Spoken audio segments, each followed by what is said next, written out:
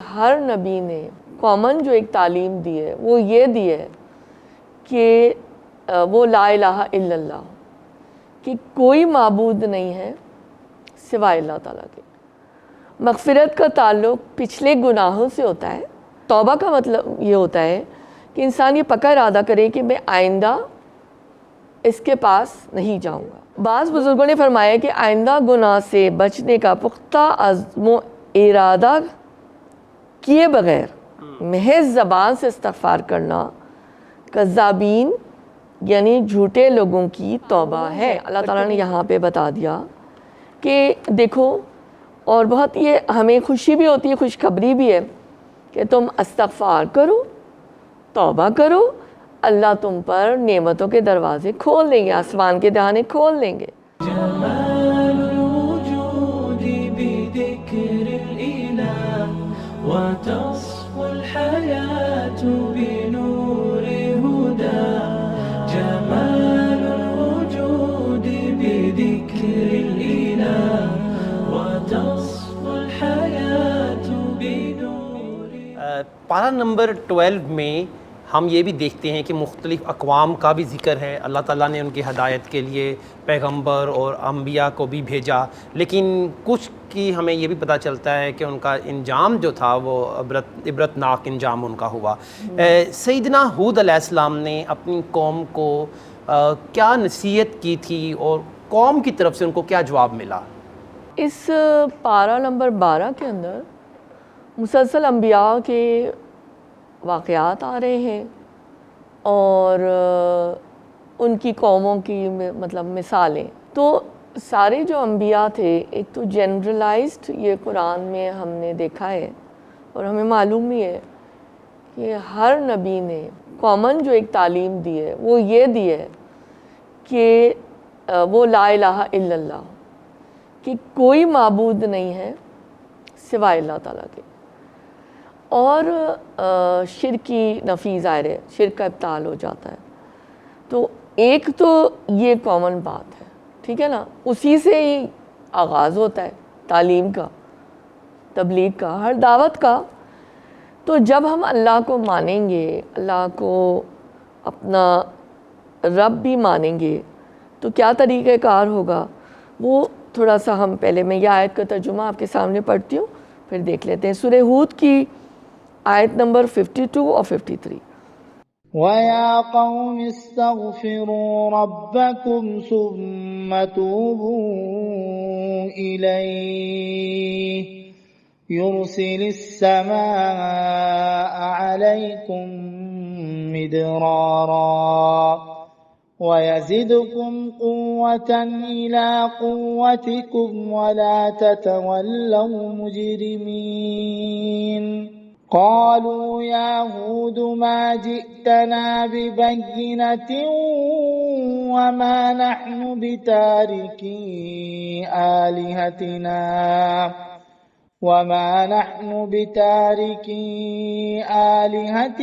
عن قولك وما نحن لك بمؤمنين۔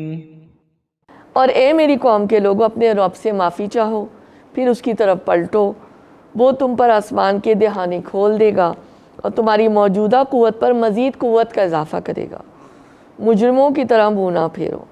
انہوں نے جواب دیا، اے ہود، تو ہمارے پاس کوئی صریح شہادت لے کر نہیں آیا ہے، اور تیرے کہنے سے ہم اپنے معبودوں کو نہیں چھوڑ سکتے، اور تجھ پر ہم ایمان لانے والے نہیں ہیں۔ حضرت ہود علیہ السلام کی قوم عاد تھی، ٹھیک ہے نا، ہمیں معلوم ہے، اور یہ اس کشمکش کا یہاں پر عالم ہے جو کہ تمام انبیاء کی سیرتوں میں بھی ہمیں نظر آتا ہے کہ وہ دعوت دیتے تھے کہ اللہ کو ایک مانو، اللہ کو رب مانو، اللہ کو رازق مانو، خالق مانو، اور آخرت کی طرف جانا ہے، پلٹنا ہے، لیکن وہ انکار ہوتا تھا۔ اور انکار نصیحت کیوں کرتے تھے وہ قوم کو، جو آپ کا سوال، اسی لیے تاکہ وہ پھر آخرت میں آگ سے بچ سکے، ہے نا، اور دنیا میں عذاب جو آئے ہیں پچھلی قوموں میں اس سے بچ سکیں۔ سکیں۔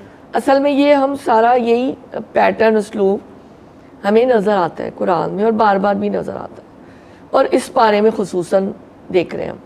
ایک میں بات بتانا اس میں دیکھیں کہ یا قوم استغفروا کا لفظ آیا ہے، ربکم ثم توبو، ایک ٹرم ہے استغفار اور ایک ٹرم ہے توبہ، توبو کا جو ہے۔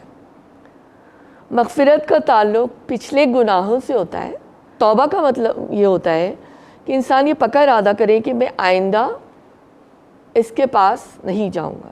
لوگ اس کو خلط ملط کر دیتے ہیں نا، مغفرت پاسٹ، توبہ نادم ہونا اور اس کی 4-5 کنڈیشنز ہیں، اور ارادہ کرنا پکا کہ میں اس گناہ کی طرف دوبارہ نہیں جاؤں گی یا نہیں جاؤں گا فیوچر کے لیے، ٹھیک ہے۔ بعض بزرگوں نے فرمایا کہ آئندہ گناہ سے بچنے کا پختہ عزم و ارادہ کیے بغیر محض زبان سے استغفار کرنا کذابین یعنی جھوٹے لوگوں کی توبہ ہے۔ قرطبی میں یہ جی بہت اہم نقطہ بیان کیا تو گیا۔ اپنی توبہ خود قابل توبہ ہے۔ واہ واہ، جتنی حیا آتی ہے نا میں جب اس قسم کی چیزیں پڑھتی ہوں جی خوبصورت اور جملے کی اپنے بنت آپ ہے۔ سے جب انسان ڈائلاگ کرتا ہے تو بہت شرمندگی ہوتی ہے، بہت زیادہ۔ لیکن اگر ہم ان باتوں کو سمجھیں گے نہیں تو پھر ہم کیسے نادم ہوں گے نا۔ اس بات پہ غور کرنے کی ضرورت ہے کہ ہم کس طرح سے اپنے آپ کو اینالائز کرتے ہیں یا کرٹیسائز بھی کرتے ہیں یا نہیں۔ تو جناب دنیا کی جو قومیں تھیں ان کا بھی اتار چڑھاؤ انہی اخلاقی بنیادوں پر ہوتا رہا۔ اخلاقی اصول اللہ تعالیٰ نے ان انبیاء کے ذریعے سے کھول کھول کر بتا دیے۔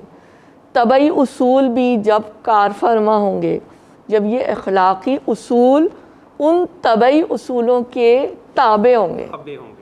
یہ قدرت کا قانون ہے، اللہ نے کھول کھول کر دکھا دیا۔ دیکھیں آج اور سب کچھ بتا دیا ہے، سب کچھ بتا دیا، ان ایڈوانس بتا دیا ان ایڈوانس اللہ نے کھول کے سب کچھ دکھا دیا۔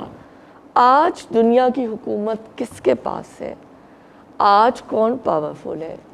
اس لیے کہ وہ ان طبعی اصولوں پر جو ہے وہ اس وقت تک عمل کر رہے ہیں، بیسک صفات پر عمل کر رہے ہیں، محنت کر رہے ہیں اور اپنی جان لگا رہے ہیں، اور جو بیسک اسلام نے جو ہمیں اصول دیے تھے وہ ان کوالٹیز کے اوپر عمل کر رہے ہیں۔ ہاں ٹھیک ہے بہت سی چیزوں سے وہ الگ ہے، اس لیے اس وقت تک اللہ تعالیٰ نے ان رولز پر بظاہر کامیابی دی ہوئی ہے دنیا کے لحاظ سے۔ گویا ایک جو قانون ہے اللہ تعالیٰ نے یہاں پہ بتا دیا کہ دیکھو، اور بہت یہ ہمیں خوشی بھی ہوتی ہے، خوشخبری بھی ہے کہ تم استغفار کرو، توبہ کرو، اللہ تم پر نعمتوں کے دروازے کھول دیں گے، آسمان کے دہانے کھول دیں گے، اللہ تمہیں اور قوت دیں گے۔ تو یہ ہمارے لیے خوشخبری بھی ہے کہ اللہ تعالیٰ اس سے بہت ساری مشکلات اور اس کی جو شواہد ہے، اس کے جو پروف ہے وہ احادیث میں بھی دیے گئے ہیں کہ اللہ ساری نعمتوں کے دروازے جو کھول دیتے ہیں استغفار کے ذریعے سے اور توبہ کے ذریعے سے۔ اللہ تعالیٰ تو ہمیں سمیٹنے کے لیے تیار ہے۔ اب یہ کیا ہم تیار ہیں؟ کیا ہم تیار ہیں؟ اور دوسرے یہ کہ ہم اپنی غلطیوں کو پہچان کر نافرمانی کو چھوڑ کر اللہ کی بندگی کی طرف یعنی پلٹ آئیں گے تو یہاں بھی جو اللہ نے کہا ربنا آتنا فی الدنیا حسنۃ وفی الآخرۃ حسنۃ، دنیا میں بھی حسنہ اور آخرت میں بھی حسنہ ہے، اور آگ کے عذاب سے بچاؤ ہے۔ حدیث پاک رسول اکرم صلی اللہ علیہ وسلم نے فرمایا میرے دل پر غبار سا چھا جاتا ہے تو میں اس کیفیت کے ازالے کے لیے دن میں 100 بار استغفار کرتا ہوں۔ یہ مسلم کی 6858 حدیث ہے۔ اچھا اب عملی نقطہ ہم دیکھ لیتے ہیں کہ استغفار شعوری طور پر ہو اور جو ہے اللہ تعالیٰ پھر انشاءاللہ نعمتوں کے دروازے کھولنے کے لیے میں تیار ہے۔ اور دوسرے لفظوں میں اگر کہوں تو اللہ تعالیٰ کی بندگی، توبہ اور استغفار اس کو لازم کر۔ جمال الوجود بذكر الإله